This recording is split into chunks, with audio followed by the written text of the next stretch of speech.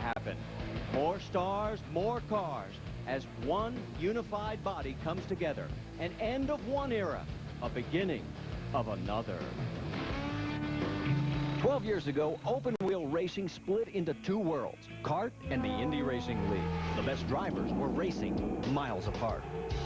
But as the 2008 season begins, these drivers race side by side on the same track, unified toward one championship.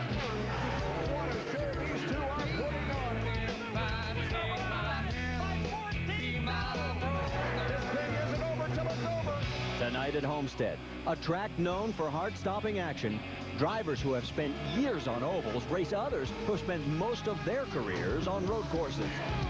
The world's best open-wheel drivers light up the night as one.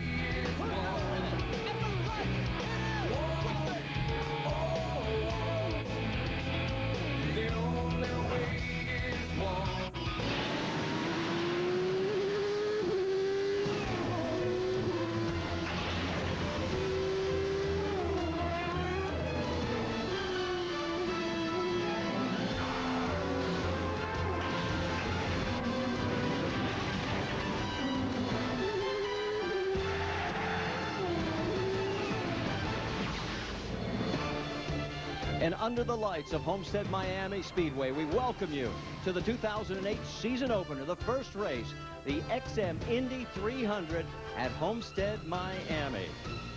We told you about more cars, more stars, 25 in the field tonight, the largest field outside of Indianapolis since the year 2002. And a lot of faces you may not recognize, but we'll introduce you to them as tonight and as the season progresses. Of course, others will be extremely familiar. We welcome you to Firestone Race Day, where we'll get you caught up on what's happened during qualifying last night and also what you can expect to see through the race tonight. And hello again, everybody. It's so glad to be back with you, and you can feel the electricity here at Homestead-Miami. It's been an eventful offseason. I mean, after all, Elio Castroneves wins Dancing with the Stars, and of course, you guys do know about Danica and the swimsuit issue, yeah.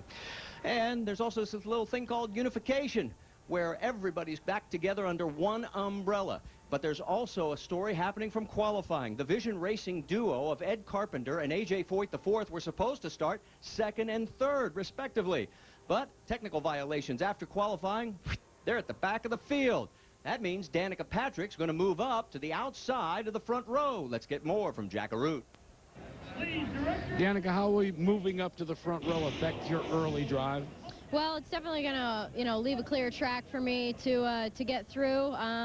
This is a difficult track anyway, so put cars in front of you, and it's even more difficult. I think that, it's definitely going to pay off for sure. And I don't know why I'm second, but I'll take it. And so you guys at home are saying, wait a minute, you just can't talk to Danica without showing us the swimsuit issue, right? Well, okay, guys. Now, I know you're not listening to my voice from this point forward, but try, because while she was doing the swimsuit issue, of course, Elio Castroneves was doing his best at Dancing with the Stars. 36 million people watched him win with Julianne Hough in that final. Well, let's get more with the man who's now affectionately known as Twinkle Toes from Brienne Pettigo. Well, he's no longer doing the quick step on the dance floor, but I think he'll be pretty quick out on the racetrack today. Elio, being crowned champion of Dancing with the Stars certainly gave you some serious publicity during the off-season. How has that extra celebrity changed your life? It's great. I hope my race will be like a foxtrot, very smooth, but it was great. I mean, not only myself, but obviously, Danica, now with the merge. I mean, you can see that this thing is getting better and better. So I'm so happy that everything start happening this season. So I always say it's a new beginning of Open Wheel Series. So it's going to be fun. It's going to be fast. I'm ready, man. I think you guys saw that I'm ready, huh?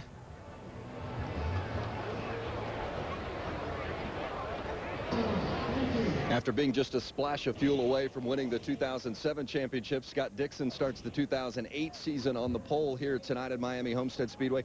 8 racers that are rookies in this field today. A lot of guys have not run on an oval before. as the pole sitter, you're going to get to them quickly. How do you handle that traffic? Well, you know, it's going to be kind of one of those things you're just going to have to decide once you get on it. But, you know, there's a lot of guys out there that haven't maybe raced on an oval, but they've done a lot of racing. They're very competent, and, you know, they're going to put on a good show. But, you know, the thing that we've got to be proud of tonight is the unification. All the people that we got out here, you know, you can feel the buzz around you. It's definitely taking off. But I think the guy to watch on the first few laps is going to be my teammate, man. That's going to be pretty impressive from back there. And I know Chip's been trying to calm him down a little bit so he doesn't go too crazy, but it's going to be a good race. Yeah, Target Ganassi drivers bookending the field here tonight with Scott Dixon heading up and Dan Weldon coming from the back. Dixon won this race in 2003. He'll try to do it again tonight, Marty. And when he did that, it was his first IndyCar start back in 2003. Let's talk a little bit more about unification with our expert analyst, Scott Goodyear. This is not going to be instant gratification. It's a building process. It certainly is. And, you know, before the split back in 1996, open wheel racing was a place that all young drivers wanted to go. That was their destination. Well, in the last 12 years, it's actually become NASCAR. That's where you're finding a lot of these young drivers gravitating towards NASCAR because that's where the salaries are, that's where the sponsors are, that's where the teams are hiring. Well, I think starting tonight with this unification, I think this is going to put open wheel racing back in the map and back in the destination list of a lot of these young drivers. More stars and more cars, and we started off in just a matter of a few moments. We're going to step aside just for a moment, and we'll talk about Dan Weldon. This is what happened to him in qualifying. Remember, he's going for 4 wins in a row here at Homestead-Miami. Will he be able to do it? He'll have to start from the back, and we'll talk to him when we come back. Stay with us. Tonight, though, guys, he's going to have to start in the back of the pack because of a problem during qualifications last night. The car steps out, and all of a sudden, Dan Weldon finds himself getting a concrete encounter here at Miami Homestead Speedway. For Dan Weldon, though, it's an opportunity that will not go unnoticed. Dan, you'll find yourself in the back of the pack. Where do you want to be after lap 10 tonight?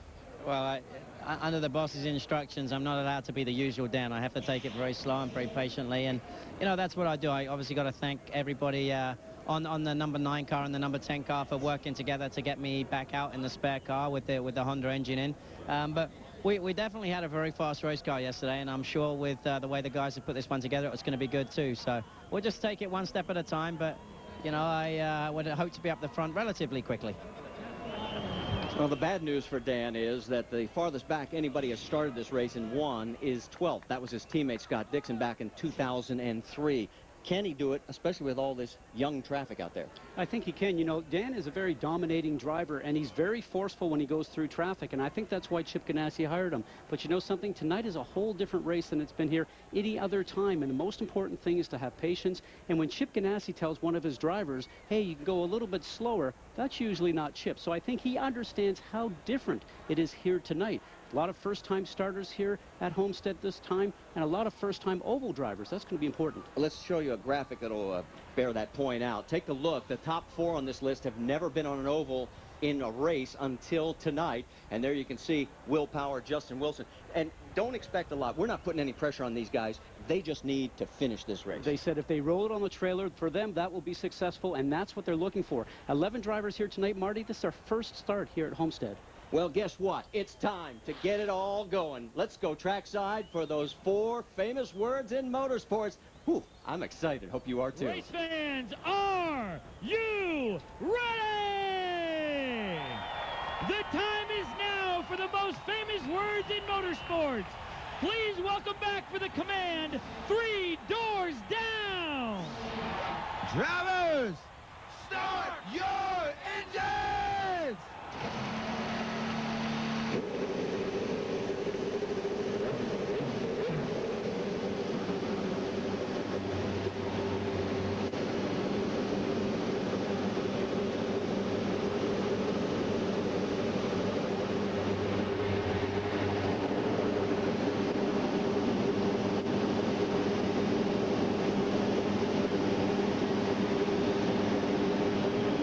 Did you see the look in some of those eyes?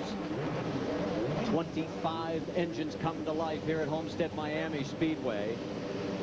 And in a moment, this new era of open wheel racing will officially begin. Take a look at our XM starting grid across the top of your screen, and we would have been talking and touting the great run by Ed Carpenter and A.J. Foyt IV, because they should have been second and third, but as you've already heard, they are at the back of the field, so they will be at the tail end of this 25-car pack along with Dan Weldon. So that is going to be very interesting to see how he can work his way up and how those two can work their way through this field. There's an example of our 360-degree onboard camera.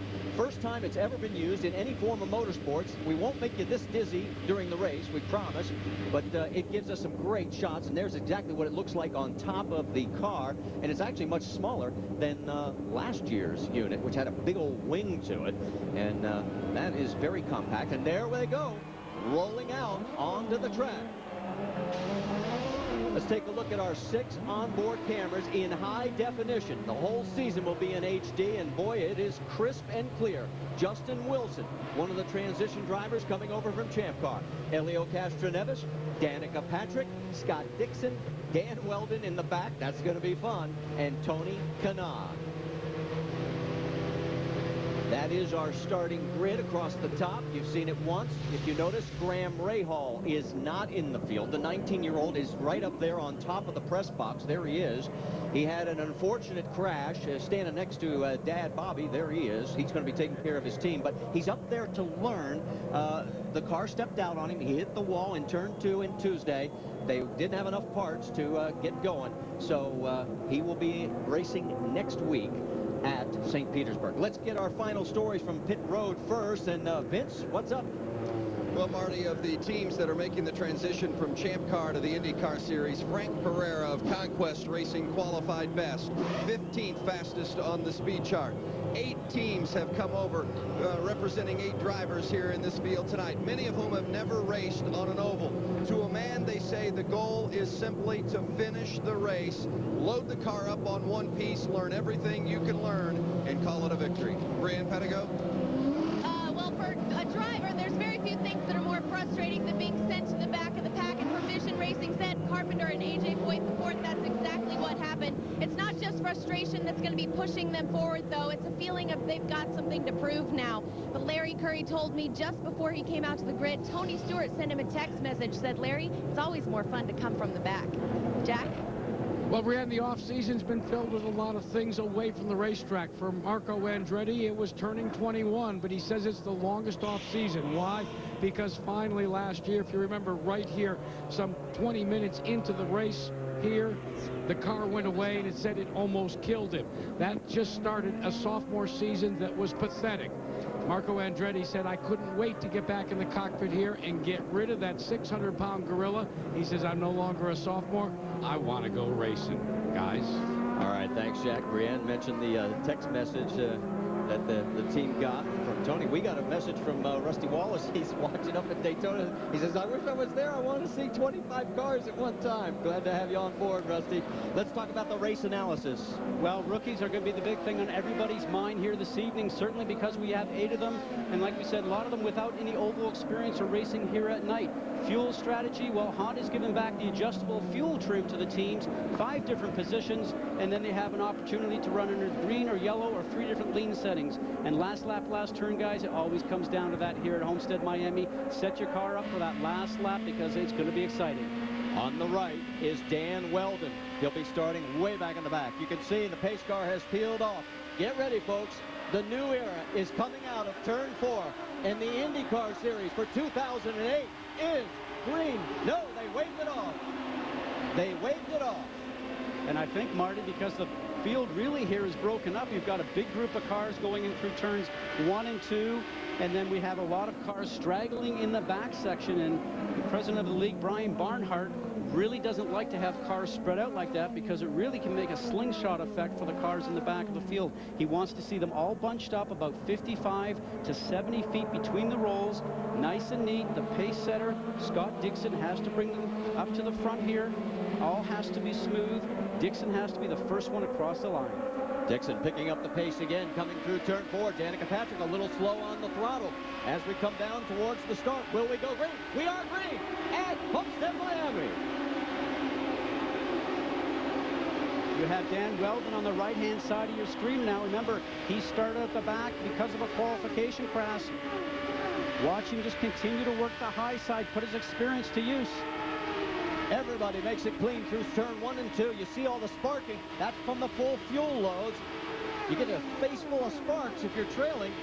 Look at Dan Weldon picking them off. End of lap 1. It's Scott Dixon, Danica Patrick, Tony Kanaan, Marco Andretti, and Ryan Briscoe, your top 5. But look at Weldon. He is charging through the field. He is up to 19th already. This is what we say, pardon me, excuse me, I'm coming through. Now, all these drivers know he started in the back of the field, so they will hear from their spotters and also be looking in their mirrors, knowing that he is on his way. Dan is the man of the moment now. So much for paces. He is already up to 16th, picked up 3 more spots. Look at Weldon over on the right, coming up on Oriole Servia. There you can see Weldon from both angles. Jack, you've got more? Yeah, this run from the back is contrary to what Chip Ganassi had counseled his driver. You heard Dan Weldon tell me before the start of the race that he and his car owner had huddled. Ganassi told me he talked to his driver over and over again and said, we have a car that is capable of winning, but you don't need to go to the front right away. Weldon argued that with these newcomers, he needed to get by them as quickly as possible. Ganassi has been watching on board the camera, and he hasn't smiled yet. And we've got a battle for the lead now. Tony Kanaan had gotten around Danica Patrick about a lap and a half ago, and here we go side by side, about 3 inches apart. Dixon holds on to the lead, but Tony wants it. You and I both jumped at the same time there, Marty. They almost rubbed wheels at 210 miles an hour. Well, and Danica and Marco are having their own battle back for 3rd place behind all this. Remember, this is a fight against teams right now. Target Chip Ganassi up in the front with Scott Dixon and Andretti Green Racing with Tony Kanaan. And this is really Tony Kanaan's hometown race now, Marty, because he lives close by in Miami. Take a look at this wheel-to-wheel action. This brings back memories of 2 years ago when it was the last 10 laps, when it was Weldon holding off Elio Castroneves. We're already just early in this thing. Well, not only I'm thinking of that, but as a previous driver, I'm thinking about the first race of the season. You want to get some cobwebs off because you've not raced since September. But these guys will have none of that because they're going back to last year's form already. You can see the battle shaping up behind these two. Tony has sort of fallen back into place now, about a car length and a half behind Scott Dixon. We're making these laps at 210 miles an hour. Remember, the pole speed was 213. Now what Tony will do will sit back and sort of watch Scott Dixon's car as we see the race right now going on for 3rd place. Ryan Briscoe in the Penske machine and Marco Andretti in the 26.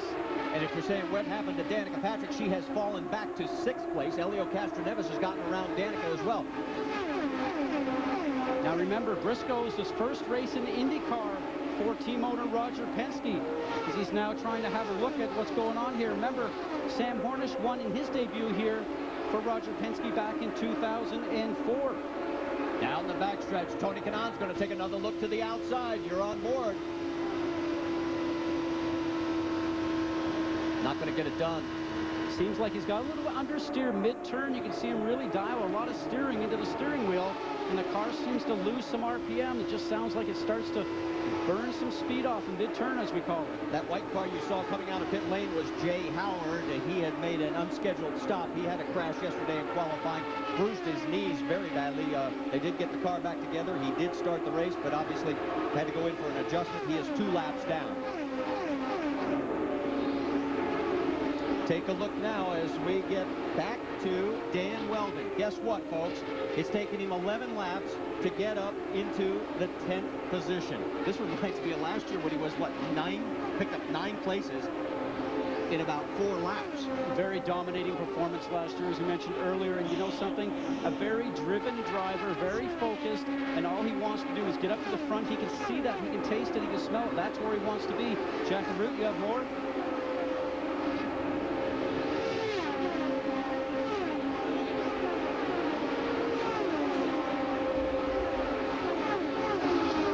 Scott, in fact, throughout the course of practice, the one thing that this team worked on, they said it was the key to their last success last year, was to be able to run flat out.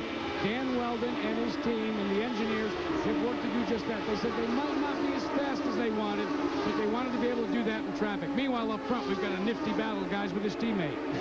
It is Tony Kanaan sticking his nose in front of the number 9 of Scott Dixon, but here comes Dixon right back. Not for very long. It looks like Dixon's car works a little bit in the middle of the turns at Tony, but Tony got the run. Oh, look at that. Going around lap traffic there. It looked like it might have been Frank Pereira's car. No, Mario Morais. That was Mario Morais that just went a lap down. And they are flying.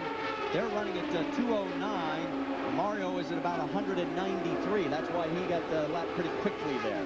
All right, we're going to set things up for you here. It's Tony Kanaan, Scott Dixon, Marco Andretti's in third, Elio Castroneves is now fourth, and Ryan Briscoe rounds out your top 5 after 13 exciting laps here at the XM Indy 300.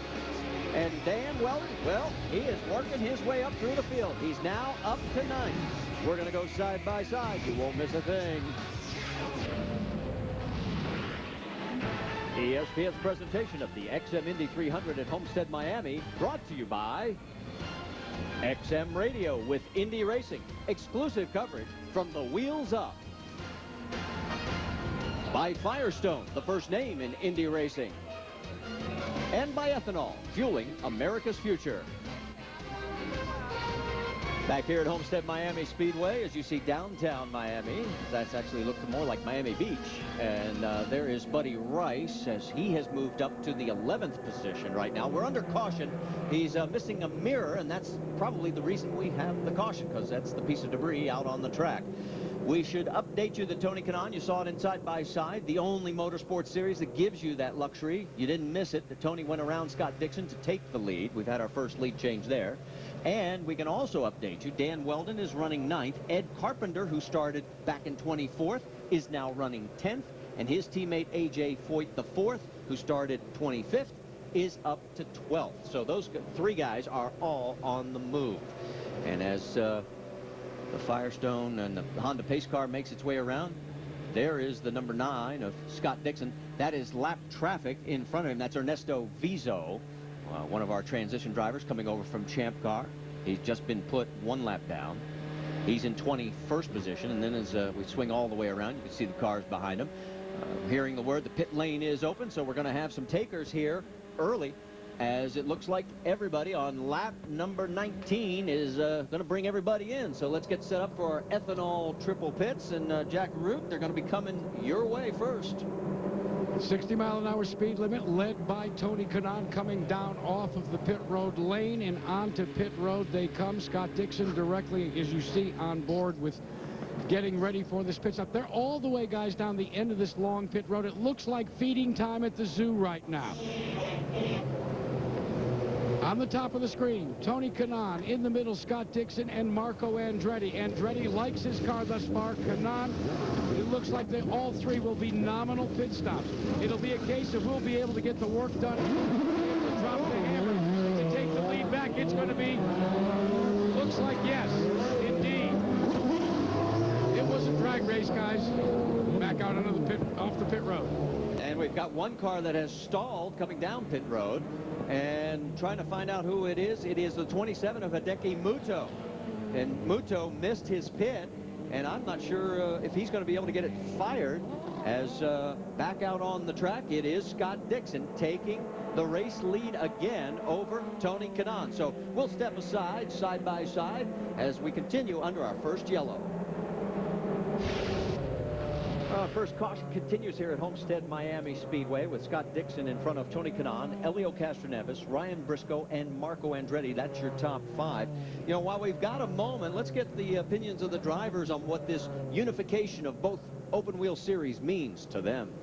Man of the Indy Racing League and doing double duty because obviously he is the owner of Vision Racing, and you're saying, well, obviously there's no favoritism because it was the 2 Vision cars that were penalized for the infractions in qualifying that went to the back of the pack. All right, and there is one of them on the left. That's Ed Carpenter in the Menards, number 20. And after pit stops, he is up to 8th right now as we are getting ready, apparently, to go back to green flag racing here at Homestead-Miami. It'll be Scott Dixon, Tony Kanaan, Elio Castroneves, his teammate Ryan Briscoe, Marco Andretti, then Ryan Hunter-Reay is up to 6th, Danica Patrick is 7th, and we're back to green.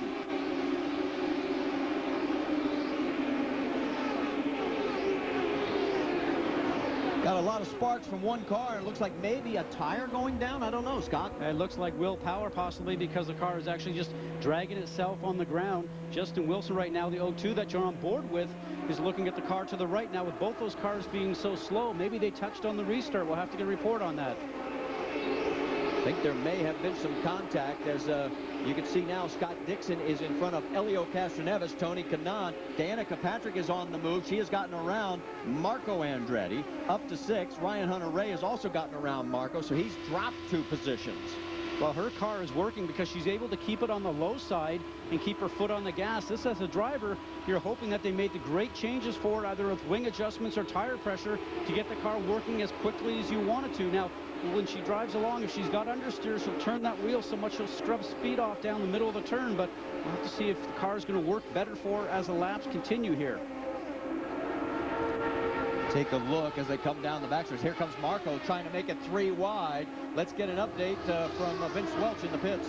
Yeah, the 02 car of Justin Wilson had suffered a flat right rear, so he had to come in. That might have caused the tangle up with Will Power. They changed it, and off he goes. And we're getting word that Will Power is also in pit lane, and it looks like his night is already over. So a tough break for Will Power in his debut in the IndyCar Series season opener. So Danica Patrick right now in 5th. And let's get an update from Jack Arute. From the drop of the green flag, guys, Danica Patrick has been complaining of understeer. They made a tire pressure adjustment and tried to make a slight wing adjustment to see if it would get any better. Keep in mind that all the practice and preparation for this race was done in the heat of the day. There were no night practices, so this has been a shot in the dark as Danica Patrick works over her teammate, number 26. That, of course, is Marco Andretti. He also made a wing adjustment, and he was complaining of understeer as well. And guess who is right behind Danica Patrick? The number 10 of Dan Weldon. That's right. He has worked his way up to 7th. He's lapping faster than anybody else, 211.8 miles an hour. And here he comes on the outside of Danica. And you know, there's no love lost between Danica Patrick and Dan Weldon. They've had their spats before, both on and off the racetrack. She knows she can't do anything about it. Dan's just too fast. She goes by, and that's going to be one mad Danica Patrick inside that cockpit, Marty. So Weldon up to 6th. Here we are working lap 31 of 200, and who knows, maybe Weldon may rewrite the history books yet tonight here at Homestead-Miami Speedway. He is on the move, and you saw Danica and also Marco Andretti making Dan Weldon go high to go around the high side the longest way and maybe push him up into the gray throughout the turn.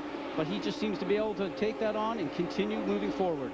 Meanwhile, Scott Dixon continues to lead over Elio Castroneves. The margin is 0.3 of a second. That's what it looks like on the racetrack. Back to 3rd is Tony Kanaan. Here comes Weldon looking to the outside again, and Marco makes that car pretty wide. He moves it up, but he's also moving because traffic's just further up in front of him.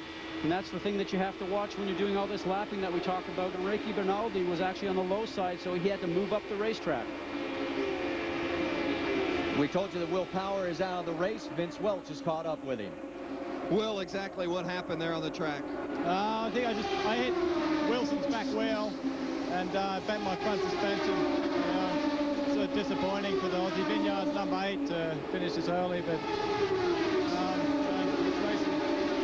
What was your impression of the short time out in the racing? Oh yeah, I was enjoying it. It was a lot of fun, and we were sort of just taking our time and learning about following cars, and yeah, I mean, we just had a little understand, but it was fun. Marty? All right, and we'll see Will on the road course, the street course at St. Petersburg next Sunday, and guarantee you all those transition guys coming over, they have a lot of experience. As we should tell you, while this is going on, Hideki Muto has gone back into pit lane, so the rookie has got some more troubles. Meanwhile, as we look further back, let's check in on Ed Carpenter. He is there, and it's not hard to miss. I mean, that bright Menards yellow. Ed will be running those colors. He's in 9th place right now. His teammate, A.J. Foyt, the 4th, is in 10th. Let's get an update from Brianne Pettigo. Marty, a lot of off-season homework is really paying off for this mission team. They've spent a lot of time in the wind tunnel, a lot of time doing research and development, and it's already proven helpful for Ed Carpenter, who's moved up because of a pit stop, that the crew has all been enrolled in the Pit Fit program. They're all working out in the gym. This team is really benefiting from doing their off-season homework. All right, thank you, Brianne. Let's take a look at the biggest movers. Weldon from 22nd up to 6th. He's got 16 spots. Carpenter and Foyt, 15 spots each, as they are now 9th and 10th.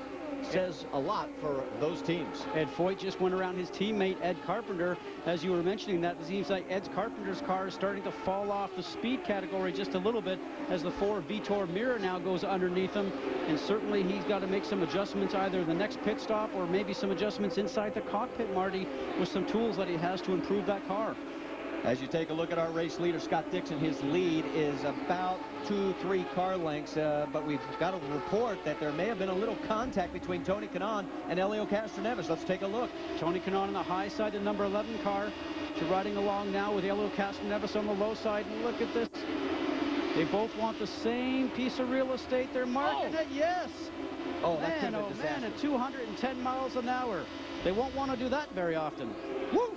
That will stop your heart. And that's at over 210 miles an hour. And whoa, Dixon was under attack by Helio all of a sudden. I think the lap traffic may have slowed him up for a moment, opening the door, but Helio was not able to get the job done.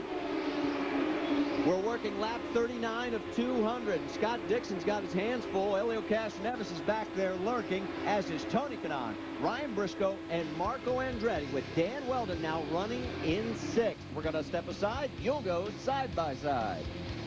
Around Ryan Briscoe, he is now in the top 5 here on lap 45. Let's get more from Jackaroo. Marty, as you know, there's no lack of confidence when it comes to Dan Weldon. Before the car rolled off the tech sled today, he went to each and every member of his crew. He thanked them for their support and for their hard work overnight. He told them, my only hope is that I can pay you back tonight with a run to the front. Brianne, it looks like that's what he's doing right now. Well, Ed Carpenter is struggling right now in turns 3 and 4. Earlier he was complaining of an understeer.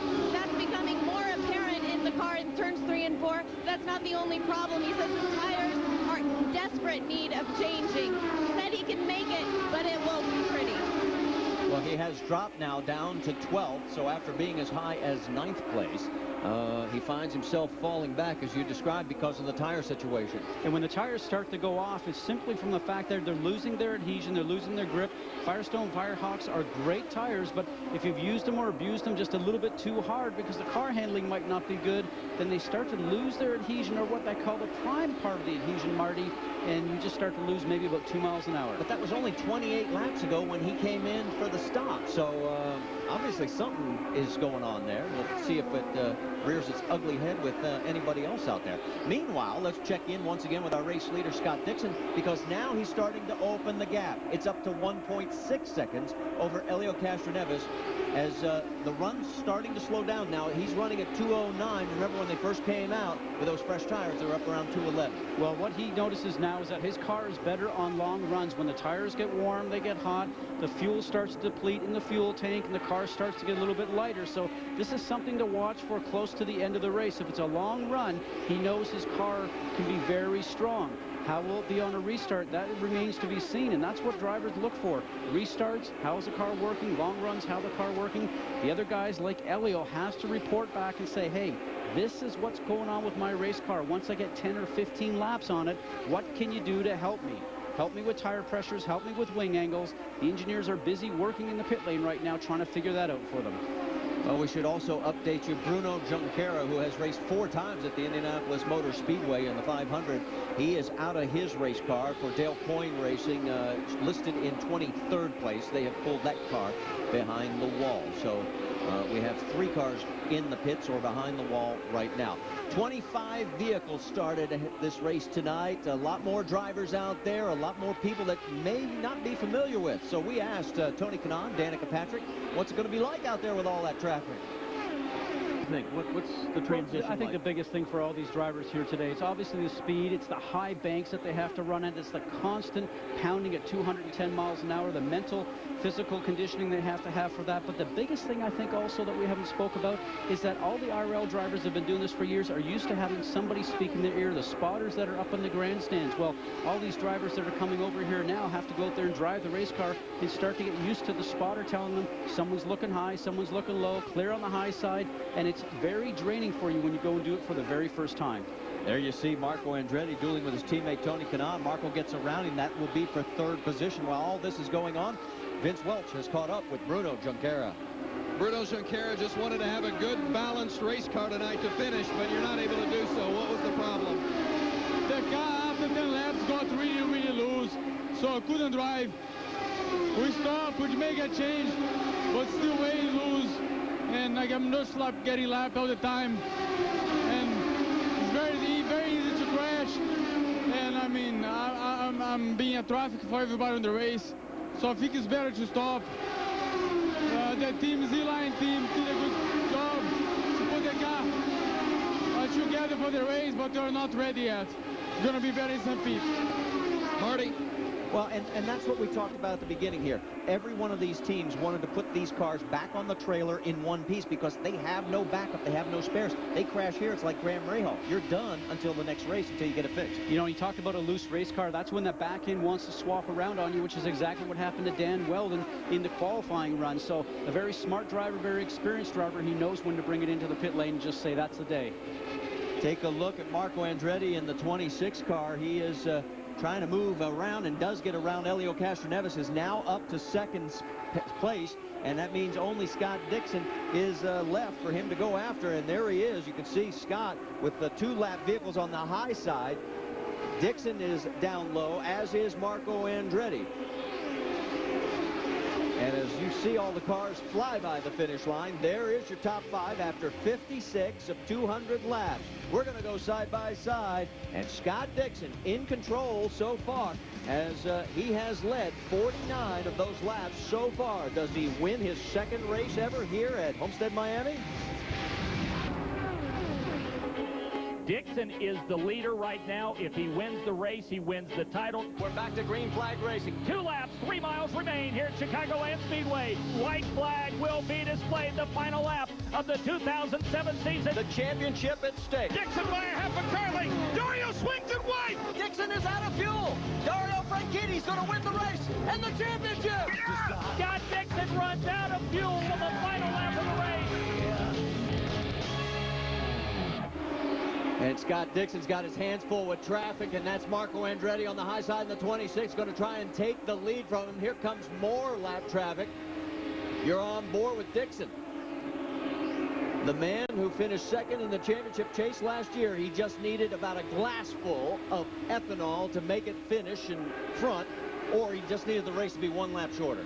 Marty, we just saw a very mature Marco Andretti at the 65, 66 lap of this race make a very smart decision, get out of the throttle because he was getting pinched down from the traffic up above, and just following behind Scott Dixon. Maybe a couple of years ago you wouldn't have seen that. He would have pushed the issue, tried to make it 3 wide, but he realizes that it's got to be all the way to 200 laps, 300 miles here, which is that move that will give him the victory. Well, you got to remember that this is his 3rd trip here to Homestead-Miami, and he has yet to finish at this racetrack. Last year the car was so unmanageable he parked it. Let's take a look at our Firestone lap leaders. 2 guys have led. Scott Dixon has been the majority of those for 59, and Tony Kanaan has led for 8. Let's get more on Jackaroo. Well, Scott Dixon has been warned about Marco Andretti for the last 15 laps, all the way when Marco was running in the 4th position. Now, what has changed for Marco Andretti from that disastrous sophomore season? Well, how about his crew chief, the man that calls the tactics? Ziggy Hargis has been hired by Andretti Green Racing.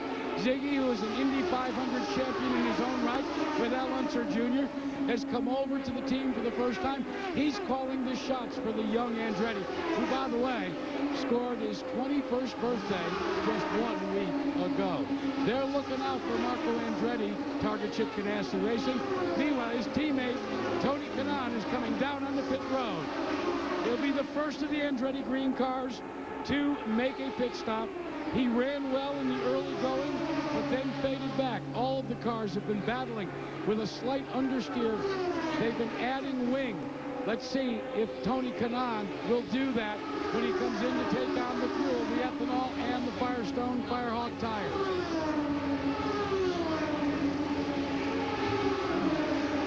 A wing adjustment is made. Still trying to put more grip on the front. Meanwhile, up front, there's a battle for the lead, guys. It certainly is, but Marco Andretti's going to peel off from that battle for the lead because he needs to come in. Remember, we talked about the pit window.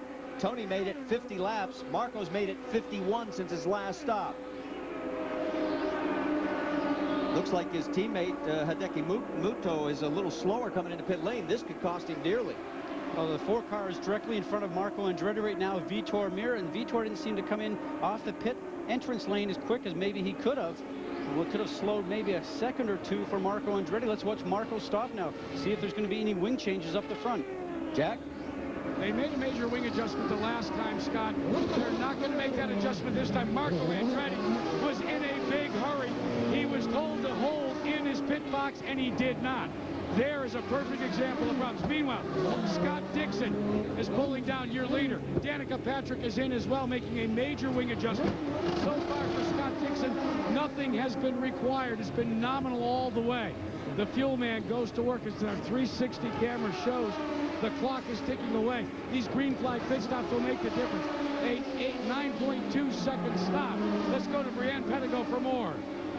Elio Castroneves just made a very clean pit stop. Not a change was made to the number 3 car. He's very happy and back out in 3rd place. Jack? Meanwhile, Dan Weldon will pull his car down on the pit road for service. Weldon has showed an awful lot of patience, guys.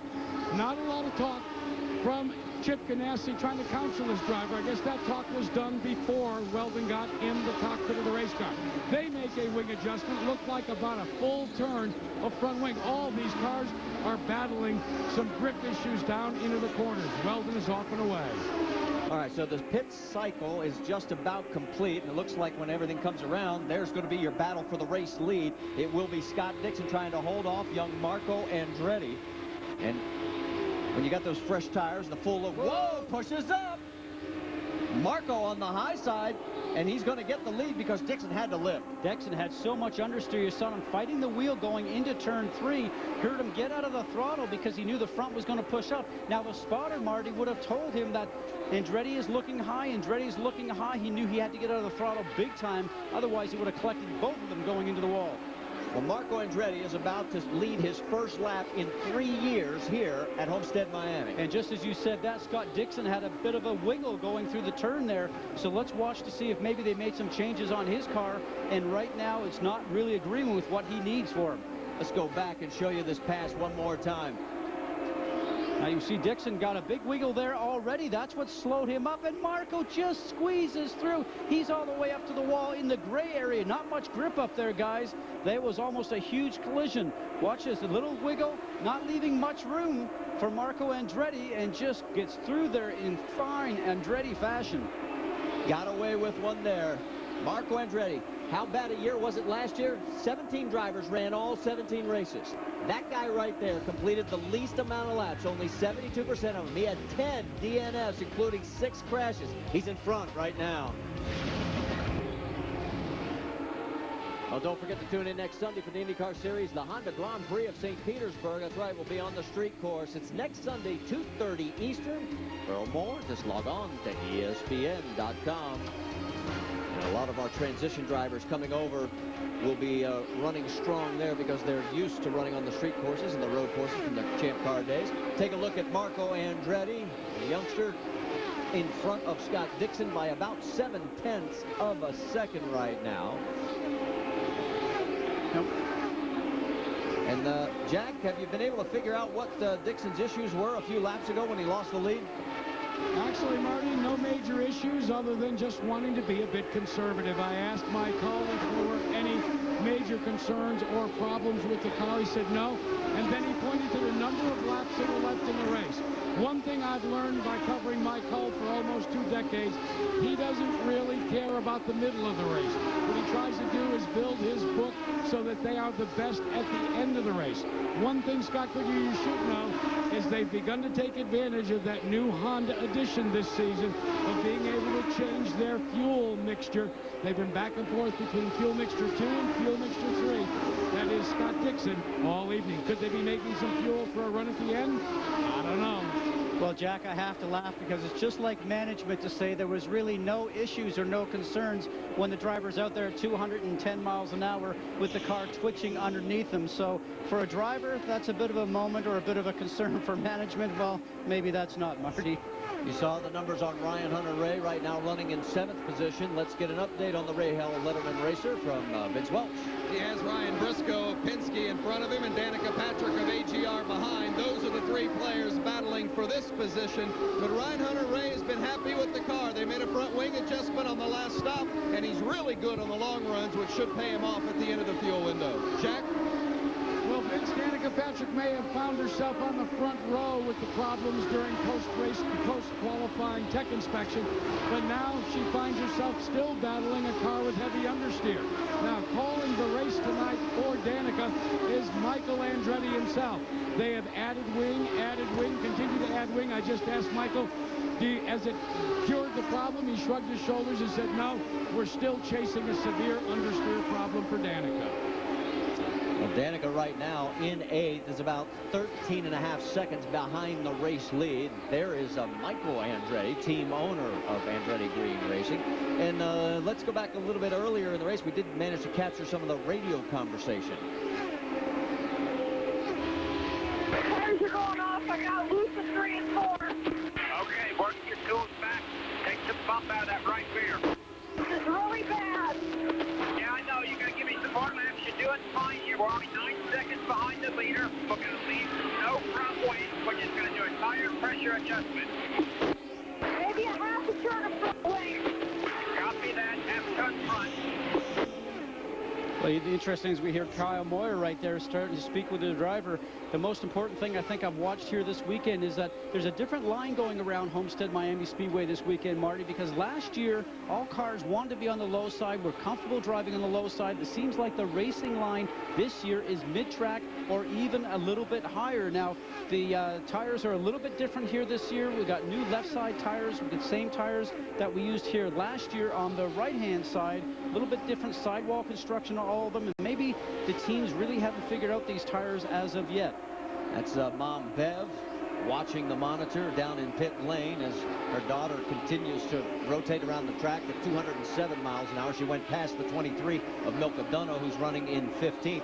And now we switch our attention up to the battle for 4th. Elio Castroneves in the Team Penske machine in front of Tony Kanaan as those two are starting to get a little bit close. That's Oriol Servia in the 5 that they're going around. And is that kind of some moisture that we may have seen there for a bit, or did the fog roll in all of a sudden? Either way, if that's what the driver's seeing, he wouldn't be very happy. Help! But I was talking about a line a moment ago. Watch how high these drivers are entering into the turns, going into the turn itself on the high side, and they're on the high side on the exit then too. Tony Kanaan just going on the low side now, fast in traffic. The most important thing as we watch backwards here, will he lose time as he's following the car in front in dirty traffic? Just up very high on the exit. Jack and Root, you have more on Tony Kanaan? Yeah, Marty, the first of the AGR cars that has been adding wing, that is finding that it's beginning to pay off. I just checked with his Tony Kanaan's crew. They like their car now. It has settled down. It's got some grip, and they say that he can go back to racing. So let's see if there's more wing adjustments made with the other AGR cars. I don't think Marco Andretti needs any more wing, do you? Not right now. Marco flying 208 and change. His lead is almost a full second over Scott Dixon. Dan Weldon has fought his way back to 3rd. Elio Castroneves is 4th. Tony Kanaan rounds out your top 5 here at Homestead-Miami. Miami Speedway. We have reached the halfway point. If you're just tuning in, we're working lap 101 of 200, the season opener of the IndyCar Series. And you're looking at 21-year-old Marco Andretti as he is out in front by 1.8 seconds over Scott Dixon. Dan Weldon, Tony Kanaan, Elio Castroneves rounds out your top 5. We've had 4 different leaders with 4 lead changes. And if you're just joining us, I'm Marty Reed, along with Scott Goodyear, Jack Arute, Brian Pettigo, and Vince Welch. We're so glad you're with us for this season opener of 2008. Let's get an update on Marco Andretti. Jack Arute, you're up. From the time Marco Andretti came to this racetrack on Thursday afternoon for a PR function, a smile has been on this youngster's face. As I told you at the top of the show, why? Because the sophomore jinx is gone. He's a third-year driver. He started out patiently. The car had a slight bit of understeer. They added front wing, and now the rocket is riding Marco Andretti right into his first lead ever here at Homestead-Miami Speedway in his 3rd race. Directly behind him is Scott Dixon, who led most of the early going. But Dixon had a moment out on the racetrack, and that gave his crew pause and told him to be a bit conservative. Meanwhile, in the 3rd spot is his teammate who had to battle from all the way in the back after the car stepped out during qualifying. And that, of course, is Dan Weldon. Weldon now is moving his way up to solidly be behind his teammate, Scott Dixon. Tony Kanaan, who was a little racy early on, found himself now in the 4th position. They feel like they made a wing adjustment, and now TK likes his 7-Eleven ride, Brianne. The 5th position, was just told by his strategist Tim Cindric to play with his adjustment bars if it would help him to race a little bit lower on the track. Elio replied, "It's stuck." And that's the problem they're dealing with right now. His teammate Ryan Briscoe, just behind him in position number 6, is very happy with this car. One of the signs of a happy driver is that he's quiet in the cockpit, and Ryan has not said a word to race strategist Roger Penske since he pitted on lap 21. Vince? Ryan Hunter-Reay for Ray Hall Letterman Racing is running in 7th, but he's at the tail end of the lead lap. And Scott Rimke, who's handling his strategy, is on the radio to Ryan, encouraging him to get with it. He said only 12.6 back to the leader. They know they're in threat of being lapped, and they don't want to lose this lead lap. Jack Arute. And Danica Patrick, who started on the outside of the front row and faded quickly, the severe understeer on her car, soldiers on. Down on the inside, that blue and black car, you see her there. They've made wing adjustments. The car started to step out and get loose when the Firestone tires began to run their cycle. Now she's working hard against Vitor Mira in the National Guard car. She seems, guys, to like down low more than up high. She better get up on the pony because she's in jeopardy of going a lap down. She's the last car on the lead lap. 9th is A.J. Foyt, the 4th. Vitor Mira is 10th. They're both a lap down. Ed Carpenter is 11th. He is 2 laps down. While all this is going on, a familiar face to a lot of open-wheel fans is now one of the co-owners of one of our teams, Jimmy Vassars, with Vince Welch. His driver is Oriol Servia, and currently Servia is running in 13th, but a couple of laps down. Jimmy, what's been the assessment of the way it's gone so far? I don't know. It's hard to hear, but it's about what we expected. You know, we're really behind on the ovals. So far, so good. We just wanted to roll it in the trailer when we get done with this, but you know, it's going to be a long night. Marty? Well, he has nothing to be ashamed of. Oriol is in 12th place right now. He's running very solid laps and doing exactly what the team wanted him to do. You know, when we spoke to him earlier in the week when they had the 2 test days here for those Champ Car World Series teams that were transitioning into the Indy Racing League, he seemed very confident, had a good grasp of what was going on, and he actually seemed like he was enjoying it. There was some drivers we spoke to when they're getting out of their cars, their eyes were as big as saucers. They were just like going, I can't believe the banking, the walls, the speed. It's just going to take a lot of these drivers here to be able to understand how to race on ovals. Remember, the Indy Racing League guys have been around here for many years, have the experience. It's not going to happen overnight, but I wouldn't discount them by the time we get to Indianapolis. Servia in his 126th start in open wheel competition. There you see the stats on the 33-year-old. As We are getting ready for our next round of pit stops, and if you remember the history of Homestead-Miami Speedway, green flag pit stops can be trouble. Every year we seem to have a problem. In 05, it was Scott Dixon. In 2006, it was Tony Kanaan. And last year, it was Danica Patrick. So you don't want to miss the next round of pit stops. They're coming up here at Homestead-Miami Speedway. We're about 4 laps until he comes in for his stop. And the problem with those pit stops, Marty, is that the incoming lane, the flat lane we just saw on the right-hand side, has no banking to it whatsoever. So when you're trying to come in and make up time underneath a green pit stop, it's sandy here, it's dirty, and like I said, flat, no banking, no grip, and if you make just a slight mistake of going a bit too quick, the car gets away from you, and then you're a passenger. And Scott, 3 seconds behind our race leader. We should point out that Dan Weldon has gotten around his teammate, Scott Dixon. So Weldon, who started all the way back in the back of this field, is now moved up to second place. Here it is on replay. He's going to look on the high side. The number 9 left-hand side is Dixon's car. Now, Dan Weldon's going to have to contend with some traffic that's just up in front of him, but he seems to be able to drive around the cars and accept the dirty air from the cars in front, and it does not seem to affect the handling of his race car. There is Dan, started 22nd. It's taken him 115 laps, but here he is in second place, and he's looking for his 4th straight win at this racetrack. If he does it, they ought to just rename the place Weldon Raceway. You know, 115, 16 laps, that's a lot of patience for Dan Weldon. He probably wanted to get it done in about 50, but it's the lap at the end that really counts. And the way that this is looking right now, after these next set of pit stops, he makes a few more changes to his race car, and I bet you he's just going to continue marching forward. Now, certainly Marco Andretti knows how fast Dan Weldon is, because they're going to be telling him that on his radio. And I was just seeing in the last couple of laps that Marco started to step up his speed a little bit, but Dan Weldon just went past the stripe and turned 208 miles an hour to Marco Andretti's 206.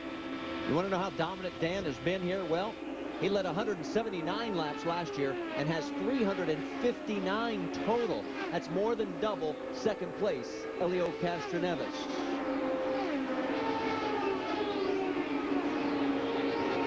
The margin as they come by the stripe, 2.8 seconds the last time. Scott Dixon has now fallen 5 seconds behind the race leader. And here comes Marco Andretti on lap 118 of 200. This will not be enough to get him to the finish. So we have at least one more round of pit stops. And remember what we showed you. Pit lane can be treacherous here. And here is your new race leader, Dan Weldon. So as he enters pit lane, let's send it down to Jack Arute.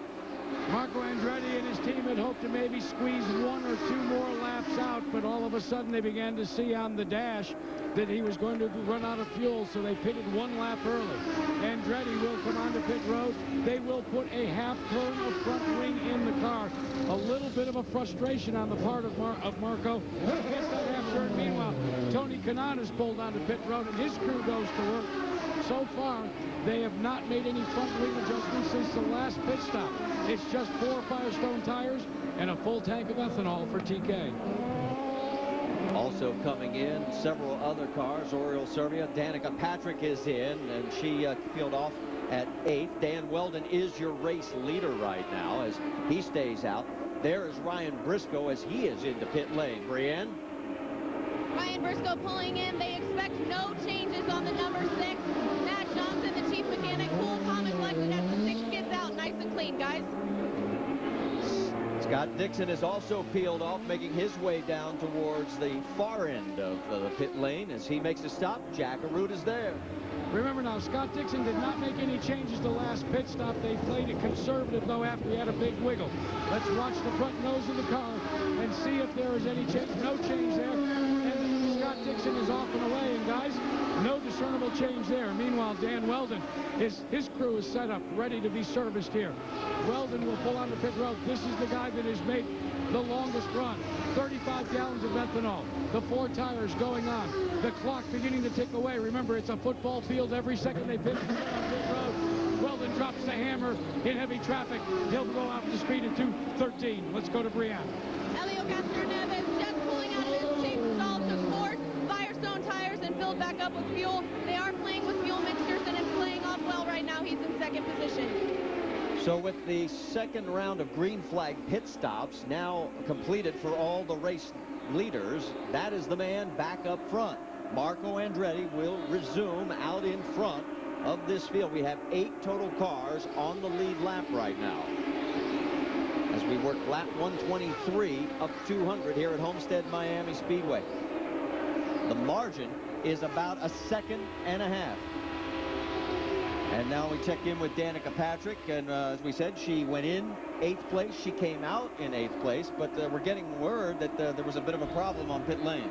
Now watch the fueler. There's a fueler's on the right-hand side here. He'll get the count of when to come out, and the fueler could not get the probe out, which actually slowed up Danica. Now, she was maybe even looking in the mirror, because she usually gets a signal coming from the radio and telling them, no, when it's time to head off, and that could have been very close, because that fueler had not been able to get that probe out.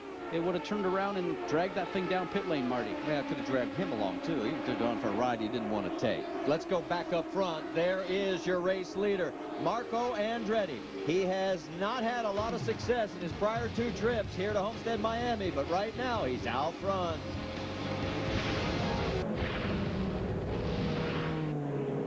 Back here at Homestead-Miami Speedway, we are under our second caution. You're looking at Milka Duno in the number 23 Dwyer Reinbold Sitco Racing, Delara, as she and Ryan Briscoe got together in turn 2. And we just saw the steering wheel be put out of the cockpit on the right-hand side for Ryan Briscoe, so you know that he's moving inside the cockpit. Roger Penske. Let's go back, take another look. So 23 of Milka Duno has lost it, and you know something? The 6 of Ryan Briscoe is just collected as her car starts to move up the racetrack. And unfortunately for Ryan Briscoe, his day is done also. We talked about Sam Hornish Jr. debuting here for Penske and winning in his very first attempt for Penske Racing. The first time a debuting driver had won a race like that in the 40-year history of Penske Racing, but it will not happen for him here today. And both drivers are out of the car and appear to be A-OK. Brienne has caught up with Roger Penske. That's right, guys. Roger, it was an impressive run there for a while for Ryan. Explain your impressions of your driver out there.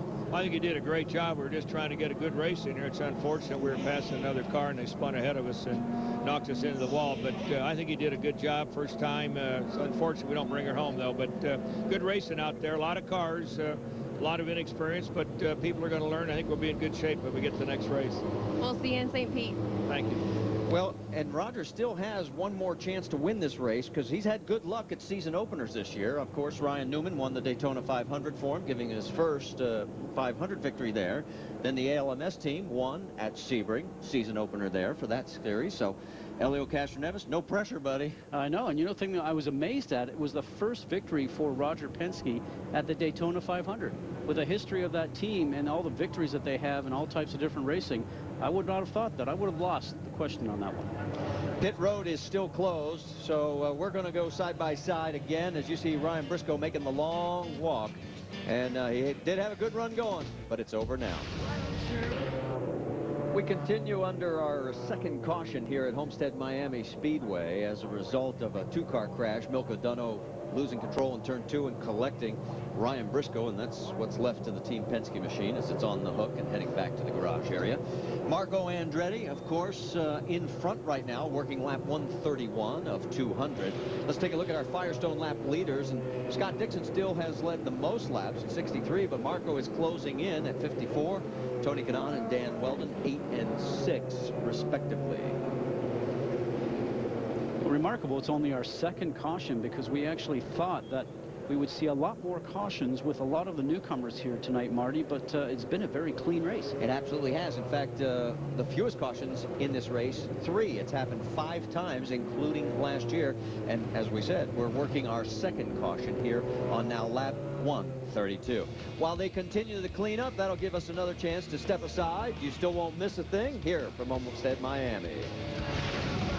Back here at Homestead-Miami Speedway, 5 cars now on the lead lap, and Danica Patrick is not one of them, as she is shown in 6th place. She just got lapped before that second caution flag came out, and it looks like Elio Castroneves, who is in 5th place, is going to be coming into pit lane. So, Jack Arute, let's send it your way. Some calculated gambles by the cars that have come onto pit road. A calculated gamble that will not be taken, though, by Marco Andretti. They wanted to make some major changes to make the car faster. He said, no, I want to leave it just the way it is, simply because it's so good in traffic. Brienne? Elio Castroneves pulling into his pit stall. Don't expect these tires to be replaced. It's a bit of a on deep pit. Only fuel was put into the car. Elio's exact words were, let's just put fuel in and pray. Boy, I don't know if they can go that far. We're working lap 134, and it seems like everybody made about 50 laps. That would put in 180 for it. And if I still know my math, that's not 200. Well, I'm sure what they're looking at, they were Elio was the last car on the lead lap, so maybe they're hoping for a few more yellow caution periods, and they're working for track position for the last 20 laps of the race. But you still have to have a fast enough car, because the quick cars will find their way to the front. But it's all going to come down just to strategy and where the yellows fall if they do. Lap. Marco Andretti is first. Dan Weldon is second. Scott Dixon third. Tony Kanaan fourth. Elio Castroneves rounds out your top five, and that's the only five on the lead lap. Then it's Ryan Hunter-Reay, A.J. Foyt, Danica Patrick, Ed Carpenter, and Vitor Meira. That is your top 10. Well, and as we take a look at Dan Weldon, we work our way back, because you have some lap vehicles between Marco and Dan. It's not been a great weekend for Dan, at least when it came to qualifying. That's when the car is loose. He talked about that before. The back end just swings around and goes up towards the wall. Unfortunately, he had some good luck here in the race, though. Obviously, a great handling race car. You hear the spotters up in his ear right there, letting him know where to go. It's a team effort to get yourself to the front. And now he just has to continue to have patience here and find a way around Marco Andretti. Well, he started. Now you see her left hand was actually turning a knob on the steering. Watch her right there, turning it back to full green fuel, so 100% fuel for the restart. And she will get directions from the team if they want her to lean the engine out. You can see that they're cranking up the wick as we're getting ready to go back to green flag racing.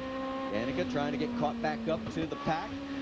They're into turn number 3. Marco Andretti, he won't hesitate. He'll get on the hammer early. Coming out of 4, we're back to green flag racing here at Homestead-Miami Speedway. Lap 142 of 200.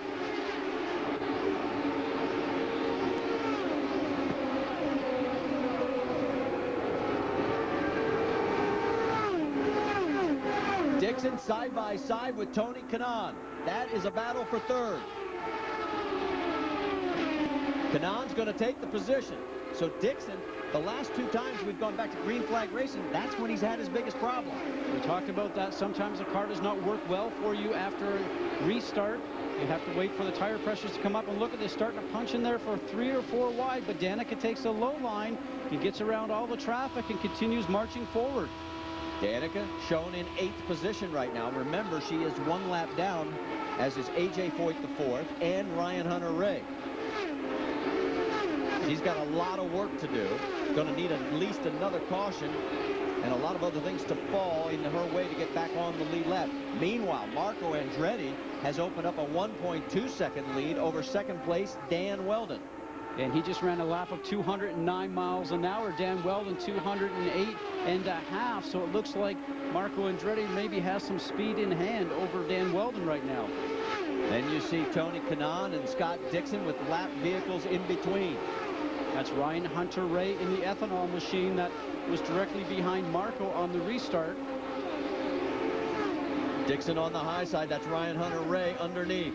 Ryan Hunter-Reay's not making it very easy for him, that's for sure. Well, Ryan is the first car on a lap down. And there is no NASCAR lucky dog, so I guarantee you that Scott Dixon's not real happy with Ryan. Say in this business, Marty, what goes around comes around. I'm not saying he's doing any blocking. He just wants to run as hard as he possibly can. But now his car moves up the racetrack, allowing Dixon to get underneath, but he just walks up the racetrack, almost slides into the back of him. Try this again. This is when Dixon's talking to himself. Come on, buddy, just give me a bit of space. You see, we talked about how the cars are sliding up here this year, using all the road. Ryan Hunter-Reay looks to go back on the inside. But Dixon certainly has a little bit more speed now. His goal is to try and chase down directly what's in front of him, which is Tony Kanaan. Yeah, Dixon's about 2 miles an hour faster on that last lap, and now he's starting to finally open up some space. So that'll allow him to go back into the chase for third place Tony Kanaan. He's got to make up about a half a second to get there. Meanwhile, up front, Marco Andretti has got 1.1 second lead over Dan Weldon. That is a lap vehicle that he is going around right now. And Ernesto Vizo, which is car number 33, which he actually got around pretty easily, and that's exactly what you want when you're leading the race itself. You hope that the driver in front sees you, and there again, the spotters up on top of the stands. To watch Michael Andretti watching his cars go around. The spotters up on top of the stands will tell those drivers, the fast cars coming from behind, keep your line. All right, next lap by, 50 to go. That means we're in the window for the stop. So anytime a yellow comes out, or anybody who wants to try and play some early strategy, although I don't think anybody will leave the track right now as long as we're staying mean and green. Well, for Marco Andretti, he does not want to see a yellow because he has a fast race car. Seems to be able to get through traffic pretty easily, although Andretti and Weldon right now are certainly running the same speeds, both 209 miles an hour on that last lap. Jackaroo? Scott, one of the reasons why that speed may be precisely the same is Dan Weldon was just given the green light to go to fuel position 1. Full rich to be able to drop the hammer, as they say. They felt that Marco Andretti was getting away, so forget about trying to make fuel. They are anticipating that both the leader and this guy, Dan Weldon, will have to make one final stop. I think whoever goes with an ethanol and go and no tires will probably end up being the winner, unless, of course, we have a caution. And Scott, we should explain what's going on as we watch TK, Tony Kanaan, and Scott Dixon going back to being able to have adjustable fuel mixtures, which is different from last year. Last year, it was either a green position on the fuel knob on the steering wheel for the drivers, or if you went to a yellow position when you were running behind the pace car. Things are different now. Those same positions are there, green and yellow, but there's 3 other positions to lean the engine out. That gives you a little less fuel, a little less horsepower, a little less speed, which sounds like what Dan Weldon was doing. Is watch this great battle between Tony Kanaan now, number 11, and Scott Dixon. Remember, Kanaan rubbed wheels earlier on with a 3-car of Helio Castroneves, and they got away with that. Side by side at over 208 miles an hour, about 3 inches apart from time to time. You say you want to try this? Bring your A game. Kanaan holds him off. That is Dan Weldon right in front, as those 3 are now pretty much in lockstep, and they're only 3/4 of a second behind Marco Andretti. There's your top 4 as 47 laps to go. This race is really starting to develop as 4 key players are in the mix. And with 5th place, Helio Castroneves, he's going to have to reel up about another 6 seconds to get in and make this a 5-car battle. Right now, it is still Marco Andretti out in front. We're heading for the home stretch. You're going to go side by side. You will not miss a thing. Welcome back to the XM Indy 300 here at Homestead-Miami.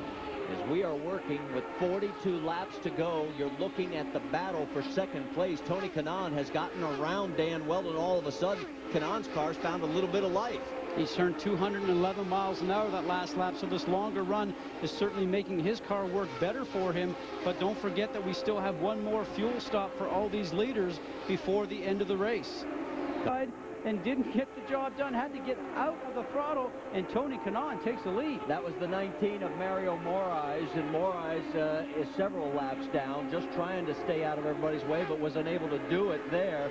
I'm sure Marco is not real thrilled right now, but Mario doing as best he can. You got to remember, this kid had never been on an oval, never raced at night, never had been over 200 miles an hour until he came here this week. And that's a tall order. He's doing a great job, and he really did the right thing because he left the high line, or left the low line rather, and stayed high to give the cars all the room in the bottom. But Marco's been running his car on the top, so he just didn't think to go there. Okay, we mentioned that Scott Dixon doesn't seem to have a good car early in the run, but here we get a few more laps in. He's putting pressure back on his teammate Dan Weldon for 3rd.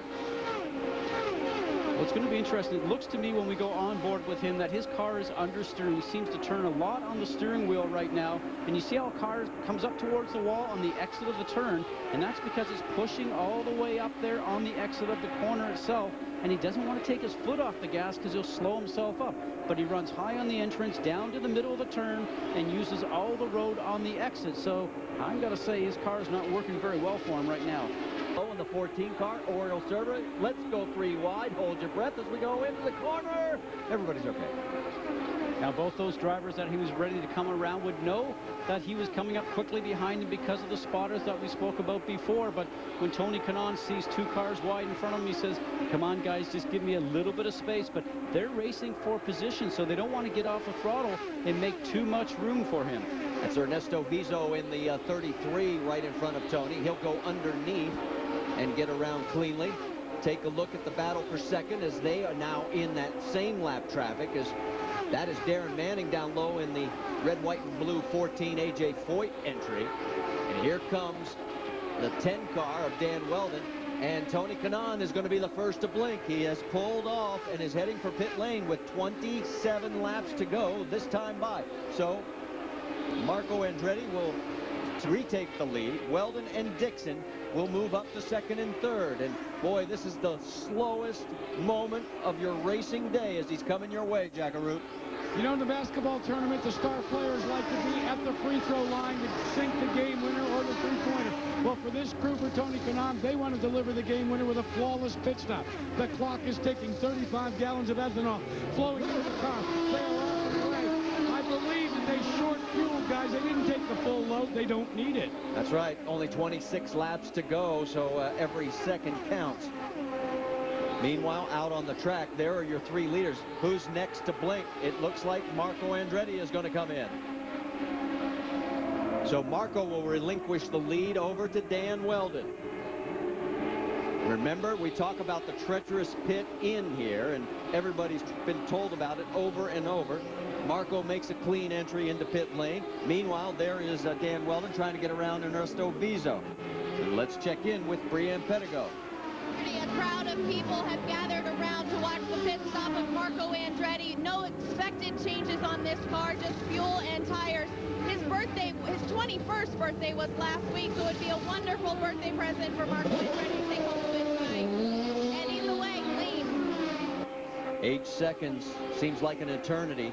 Meanwhile, Dan Weldon stays out. The word we're hearing, yes, Scott Dixon has now pulled on to pit lane with 24 laps to go. Jack? After going 213 miles an hour, 60 miles an hour seems like a crawl, but the driver must hit the marks exactly. He does. Plenty of room to put the fuel in, add the tires. Again, look for a short fuel. That's exactly what they do. Scott Dixon is off and away. His final stop is in the books.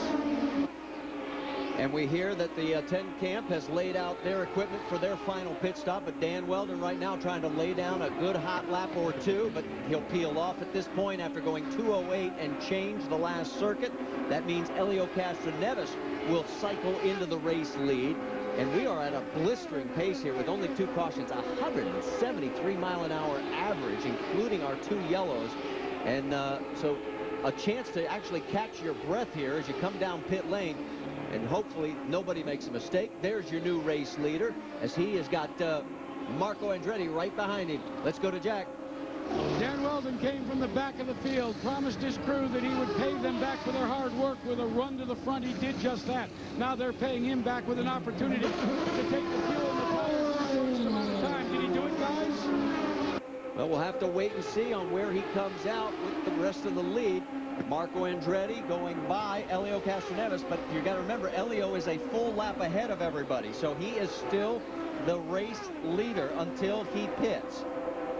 We're going to go side by side. This will be our last break before we take you to the checkered flag. Whoop. Well, now we're being told that we may stay because he may be pitting this lap.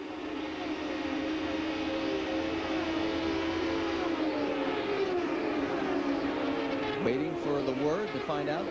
They are laid out. So with Helio still in control until he makes his final stop.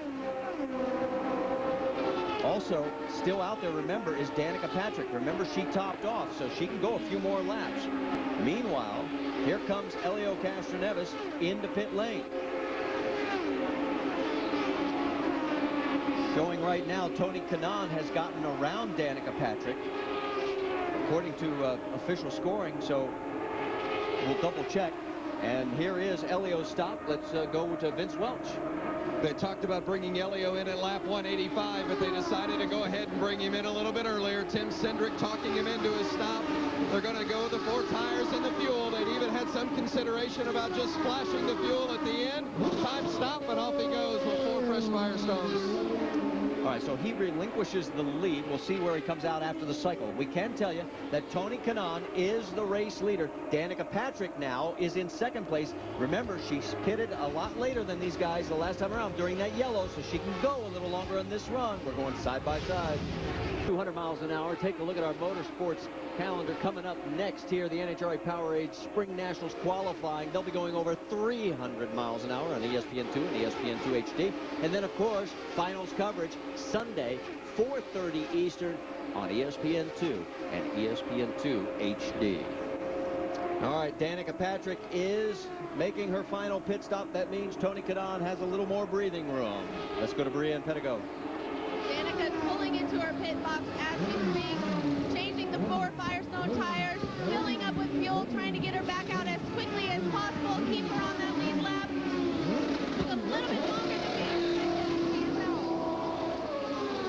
So as she peels back out of pit lane, coming back out onto the racetrack, we can tell you Tony Kanaan's lead over now second place Scott Dixon, 2.7 seconds. Marco Andretti is third. He's about 4 seconds behind the leader. Dan Weldon is in fourth. Elio Castroneves is in fifth. And you get an idea of the margin back to Marco Andretti. And then we'll show on back. There goes Dan Weldon. And Elio Castroneves is a lot further back. He's all the way on the front straightaway, so not going to be a player in the finish here unless we get a yellow that tightens up this field. Only 12 laps remaining. Tony Kanaan, you see there, he's led 26 of the 187 laps.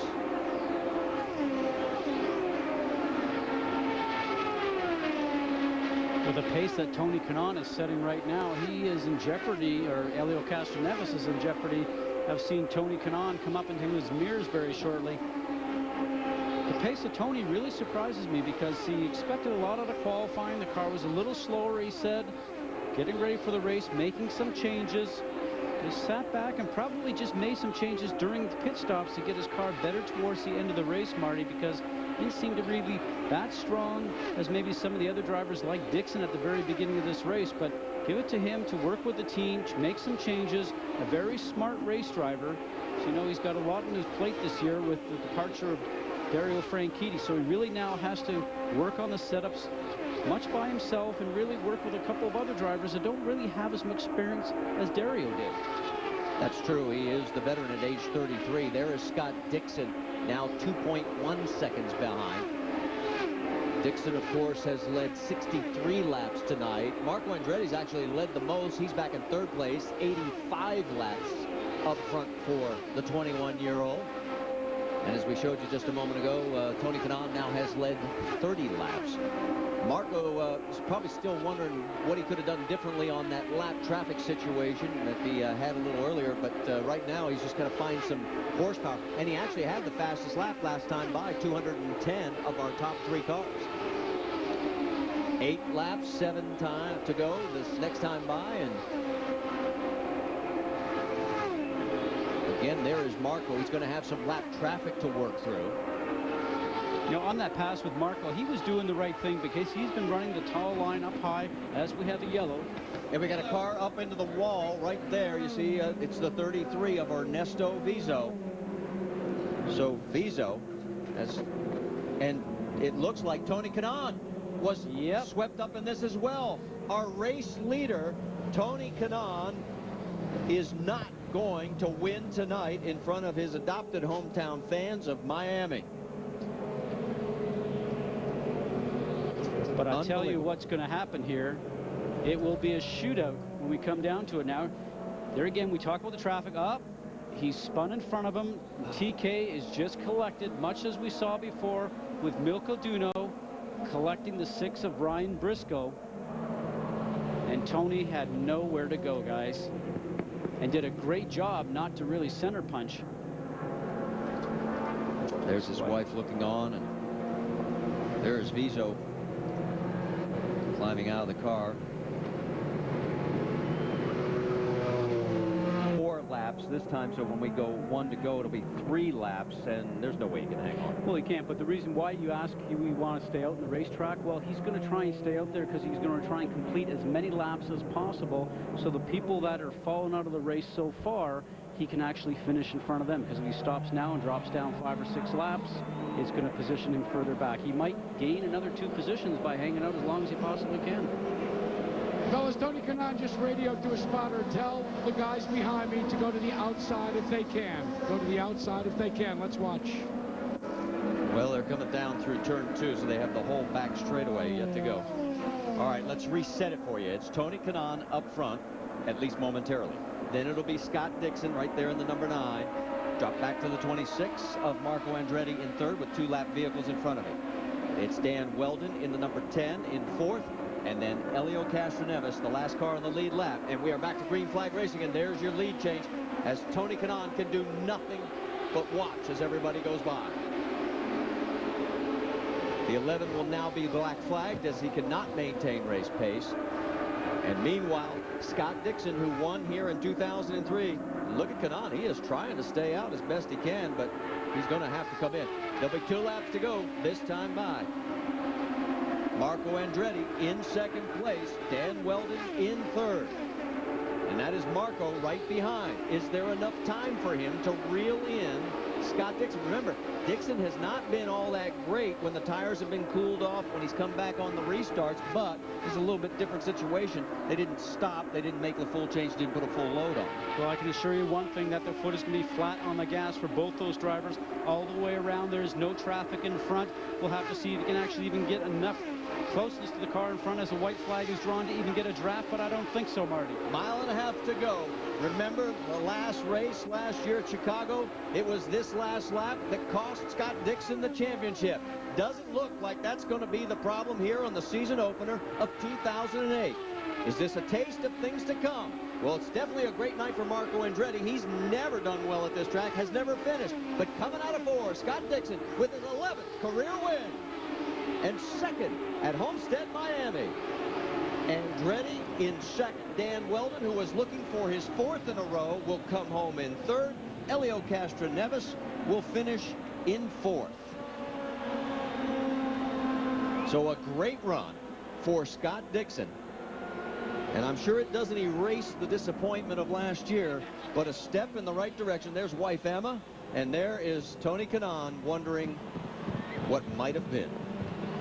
So close to winning this event in his adopted hometown, as you've mentioned before, but he just is never lucky here. The fireworks in the background, and the celebration begins in the Target Ganassi camp. For Dixon, his 6th career win on an oval. And there's Michael coming down. And there is your race winner. When we come back, we'll talk to our winner in Victory Lane. We'll be going to drag racing in just a moment, but first let's talk to our winner in Victory Lane. Vince, it's all yours.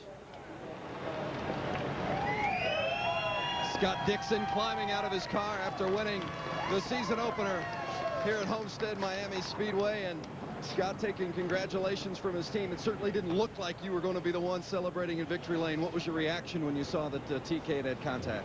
Well, we were catching him quick. You know, I think that was the best part about it. It would have been close at the end, but, you know, TK had a great car. We were really struggling on long runs, but the Target guys in the pit stops, man, again, were unstoppable. So, you know, I think Marco and TK probably had a little bit better cars than us today, but we came through with the win, and that's what counts. It's the season opener, but what kind of boost does this give you guys to open up this way? Well, this is fantastic. You know, I think this is, 4 in a row now for a Ganassi car at Homestead, and I've won it twice now, Dan 3 times. It's just fantastic. We can't say anything more about, you know, the support we get from Target and all our fans out there, so thank you very much. Scott Dixon, the winner at Homestead. Marty? And a very disappointed Tony Kanaan. He will finish in 8th place. You see the results coming across the top of your screen. This was the reaction when he first climbed out of the car with team owner Michael Andretti and everybody consoling him on a great run that just didn't quite make it. Don't forget, next Sunday, April 6th, 2:30 Eastern on ESPN, the Honda Grand Prix of St. Petersburg. This has been a presentation of ESPN, the worldwide leader in sports. Coming up next, it's the O'Reilly Spring Nationals qualifying from Houston, Texas. Congratulations. Car World Series is back in action. Surfer's Paradise in Australia. Always one of the wildest and most intriguing races of